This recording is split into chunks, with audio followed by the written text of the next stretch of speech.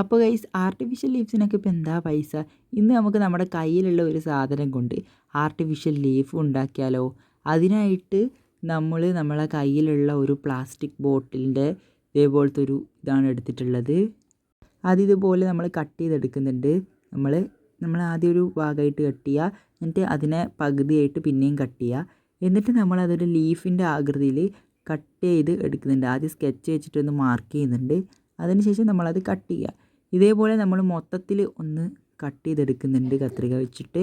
ഇനി നമുക്ക് ഇതേപോലെ കട്ട് ചെയ്തെടുത്താൽ നമുക്കതിന് കളർ കൊടുക്കണം. ഞാൻ ആദ്യം എടുത്തത് ഒരു ഗ്രീൻ കളറാണ്.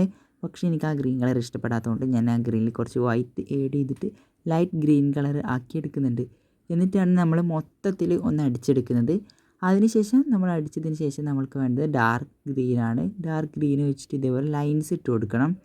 നിങ്ങൾക്ക് ഇഷ്ടമുള്ള പോലെ എടുക്കാം.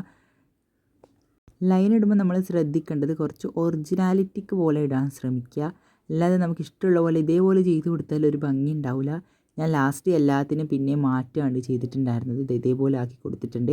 അതിനുശേഷം ഞാൻ ആദ്യം എടുത്തത് ഒരു ഇയർഫോണിൻ്റെ വയറാണ് ഇതൊക്കെ ഒട്ടിച്ചു കൊടുക്കാൻ വേണ്ടിയിട്ട്.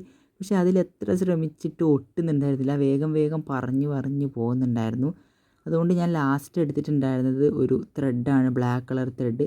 ഇപ്പോൾ നിങ്ങൾക്ക് കാണാൻ പറ്റുന്ന ഇയർഫോണിൻ്റെ ഇതിനാണ്. പക്ഷേ ലാസ്റ്റ് ഞാനതൊക്കെ ഒന്ന് എടുത്ത് നോക്കുമ്പോൾ എല്ലാം പറഞ്ഞിങ്ങ് വീഴുമായിരുന്നു ചെയ്തിട്ടുണ്ടായിരുന്നത്. ലാസ്റ്റ് ഇതേപോലെ ഒരു ത്രെഡിൽ ഒട്ടിച്ചു കൊടുത്ത് നമ്മൾ വാളിൽ ഹാങ് ചെയ്തിട്ടപ്പോൾ ഭയങ്കര ഭംഗിയുണ്ടായിരുന്നു കാണാനായിട്ട്.